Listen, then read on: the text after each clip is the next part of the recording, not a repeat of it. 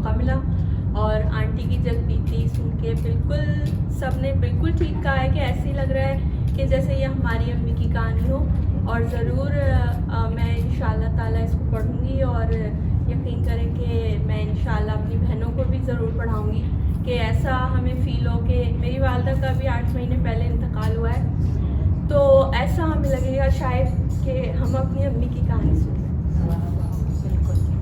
आज मैं कुछ मैं लिखना चाहती थी, कोई नसर लिखना चाहती थी या कोई नज़म लिखना चाहती थी, लेकिन बस मैं लिख के नहीं ला सकी, तो इसलिए उसके कहना चाहिए माजरत के तौर पे आपको एक गज़ल के कुछ शेर सुना देती हूँ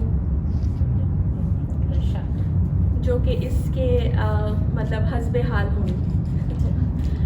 वो इश्क जो हमसे रूठ गया, अब उसका हाल सुनाए क्या।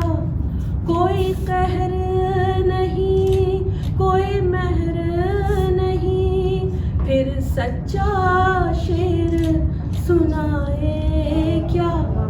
वो इश्क जो हमसे रूठ गया, एक आग गमे तन्हाई की जो सारे बदन में फैल गई। एक आग गमे तन्हाई की जो सारे बदन में फैल गई।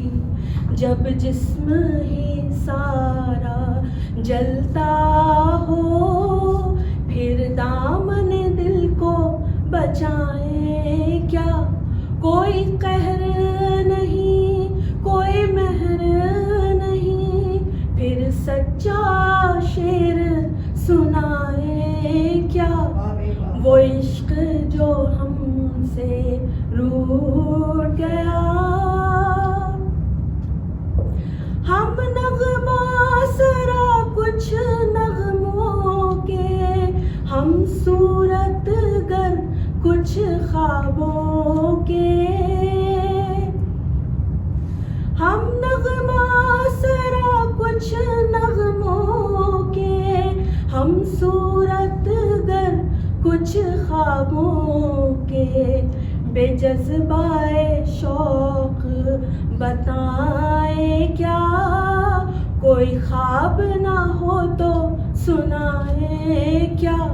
कोई कहर नहीं, कोई महर नहीं, फिर सच्चा शेर सुनाए क्या। वो इश्क जो हमसे रूठ गया, अब उसका हाल सुनाए क्या। वो इश्क जो हमसे रूठ गया।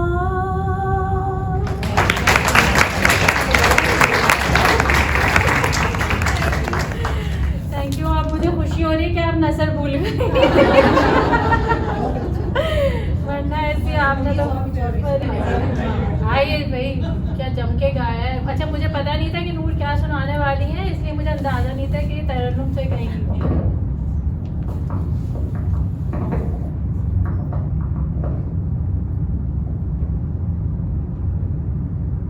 बोल के लब आज़ाद है तेरे, अब तक तेरी है, तेरा सुतवा जिस्म है तेरा।